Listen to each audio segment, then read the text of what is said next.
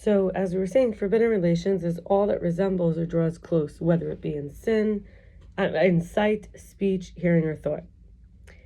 And in chagiga 5b, it says, even the light talk between a husband and wife is declared to someone in the time of judgment, in his time of judgment. Now, we have a lot of quotes here. So, avoda zara 20b, it says, don't look intently at a beautiful woman, even if she be unmarried, or at a married woman, even if she's ugly. And then in berachot 24a, it says, a woman's voice is erva, sexual incitement. Yesharim Truma 1:6 says, what the Torah devarim 23:15 means when it says, there shall not be any indecent thing among you, it means lewdness and speaking or listening. Devarim is Deuteronomy.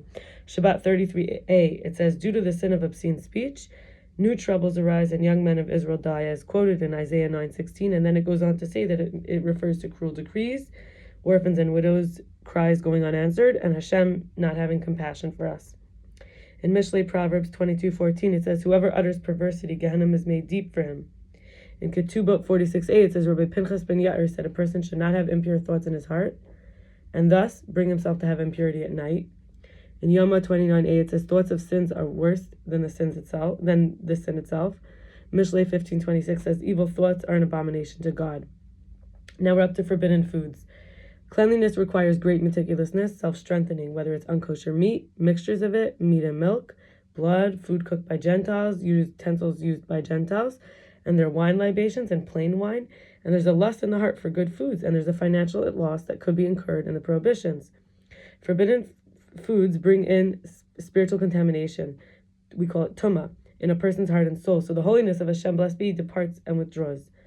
In vayikra 11:43, which is Leviticus, becoming defiled by them. And Yoma 39a, don't read defiled from venit metem, but read venitamtem, which is dull-hearted, because sin dulls a man's heart, causing to depart from him true knowledge and the spirit of wisdom of Hashem. HaKadosh Baruch Hu, the blessed be He, bestows to the pious, leaving this one, and leaving the one that has a dull heart, animalistic, materialistic, and sunk in the coarseness of this world. And forbidden foods are worse in this regard than all other sins, since they literally enter a person's body and become flesh of his flesh. Forbidden food is like a poisoned food. No one with a brain would be lenient to eat a poisoned food, even if the reason to suspect that it might be poison is very slight. Wouldn't risk it. And then in Mishlei 23:2 Proverbs, it says, put a knife into your mouth, your gullet, your esophagus, if you're a person who's given to appetite. When you're with like a royal noble person. So may Hashem bless us to be clean, to be able to not even have desire for what's forbidden. To protect ourselves, to treat our body like a temple, like a baby, to return to our higher states so that we could actually be feeling this Hashem's spirit, the wisdom with us. So we have discernment, so we have clear vision,